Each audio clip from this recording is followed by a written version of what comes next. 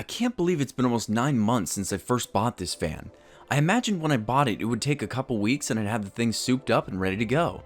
Talk about optimism, but there's been so much that has gone on with the van, and I'd like to take some time today to show you what I've been up to.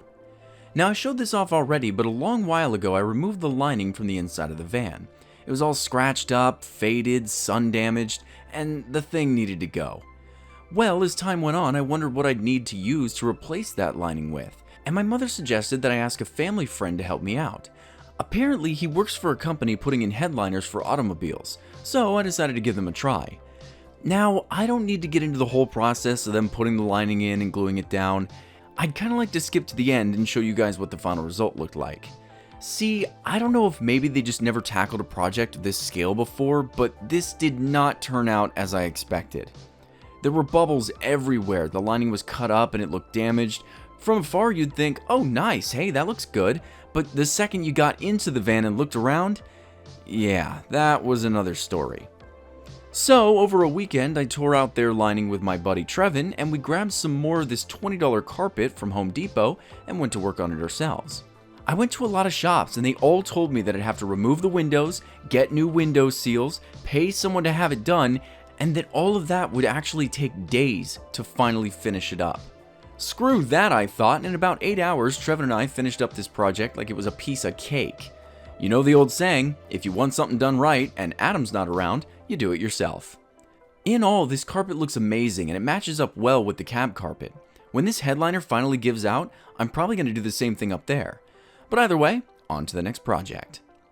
Now, the second thing I've done recently is tint the windows. No, I didn't do it myself, I'm not an idiot. I had a local guy do it for me and I made sure to get a warranty on that, but they look so good. I got 5% on all the back windows plus the hatch, then 25% on the front windows, and then nothing for the windshield. I guess it's illegal to tint a windshield? The hell? When I was talking to the guy who was tinting it, he told me that there might be some spots that he actually can't get to, like under the window locks or under these wings here. When he told me that, I went back home, grabbed some tools, drove back to the place, and took apart the window locks and the wings. I turned around and looked at the guy and said, I love this van. I want this done right. He just looked at me and giggled, and in the end, it turned out beautiful. After that, I went to Safelite Auto Glass to get a chip in my windshield fixed. I wanted to make sure that she was scratch-free for the road. And then that very night, I got into a car accident. So here's what happened. I'm driving down the road, minding my own business, when this woman up ahead of me cuts in front of the guy that's right in front of me. He's in this big Ram pickup truck. He slams on his brakes, and I was too close. I couldn't stop in time, and his hitch punched my poor van in the face. The dude was pissed, but not at me. Apparently this woman was cutting in front of him 3 different times, and he had to keep braking at the last second. Either way, this accident was totally my fault, and I'm currently spending time looking for a replacement piece for my poor van. Weirdly, this might be a good thing. Hear me out here. My van is an air-cooled Vanagon, so it never had a cutout for the radiator. However, it was converted to a liquid-cooled engine, so the guy who had it before me cut this piece of metal out so that the radiator could breathe. However, since the damage is right here, I could attach the front from a liquid-cooled Vanagon on there and totally update the front. Kind of a strange win here, but yeah. Alright, let's move on to the projects. So the e-brake on Vanagons are generally pretty good, so long as you have good brakes of course. Definitely on my list of things to do. Either way, I wanted to get a better handle for this thing as this long thin rod wasn't grippy enough. So I bought a cheap little aluminum handbrake off Amazon and went to throw it in. The only problem was the grip was too long and it wouldn't fit over the e-brake. This is where Adam comes in. Now of course, when you tell Adam that you have a project for him, it's never as simple as you expect. I imagined that maybe he'd cut the grip down and throw it in, but no. He started by taking the handbrake out of my van and cleaning it up. He greased up a few parts, cleaned the whole mechanism up, and even spray painted it before getting to work on the handle. He really takes care of my stuff like it's his own, and I can't express how thankful I am for that.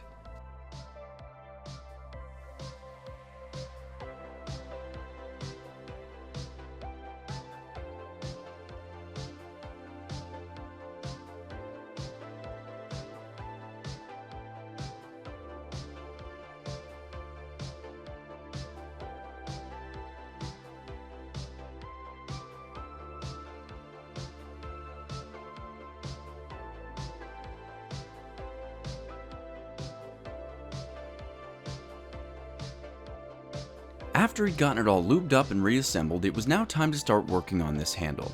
See, there were two problems with the aluminum handle. Firstly, it was too long and wouldn't actually fit properly onto the handbrake, and secondly, it was too wide on the inside, so it wouldn't hug the narrow handbrake enough to not slide off.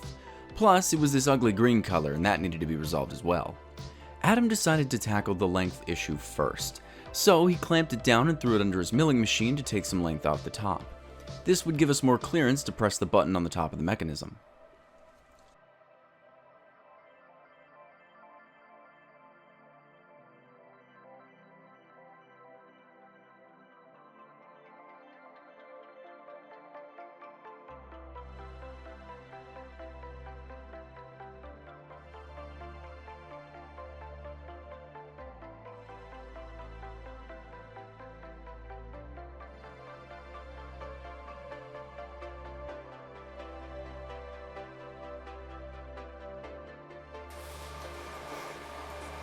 If you ever have some old milk laying around, just repurpose it as a...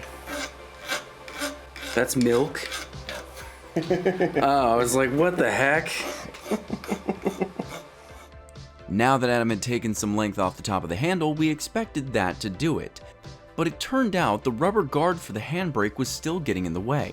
So Adam decided that he'd have to cut the end piece of this handle off as well.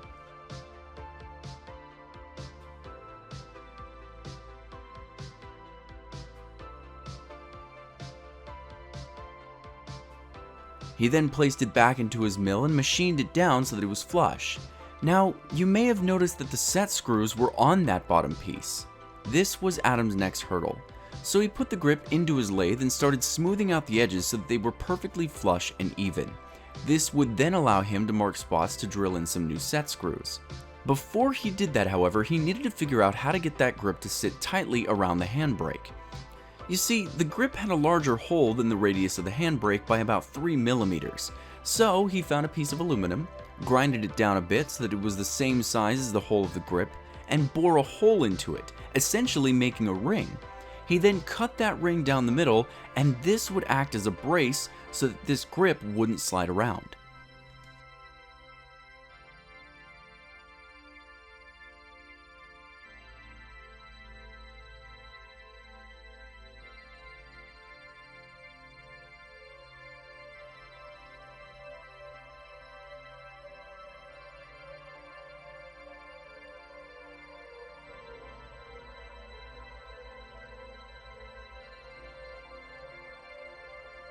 He then threw the grip back into his milling machine one last time and drilled out some holes the same diameter as the set screws. Now, I bought this green one because it was the cheapest on Amazon at the time. I think I spent around $7 and I figured I was going to paint it. Before we could paint it though, we had to give it a blast of sand so that the paint had a texture to stick to. Adam sandblasted it, spray painted it, and pieced together the new system into the van.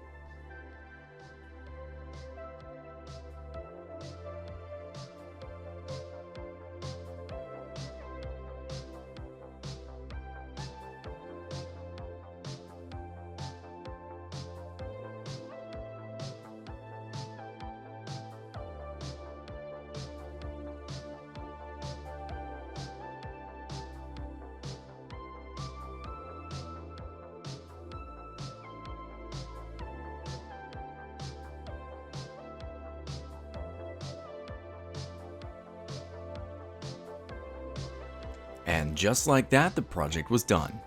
Now, I hear you all typing it out. Hey Barry, you lazy bum, what have you done? Show us a project that you've actually worked on. And yeah, good point. And there are actually a few projects that I've worked on alone. Before I got into my accident, I actually removed the grill so I could sand it down and spray paint it. Kinda lucky I took it off when I did because these things are hard to find and they're freaking expensive.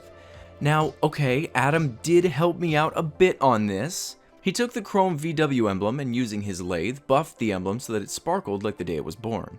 I then took it home, spent a few hours sanding it down, spray painting it, and the end result looked gorgeous.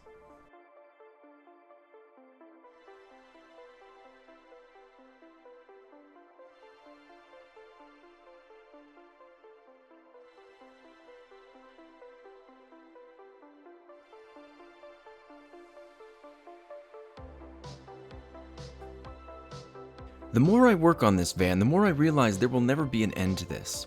I could spend the rest of my life working on this thing, but I can't wait to get it in shape. I know I say it a lot, but just a few more projects and I'll be good to go.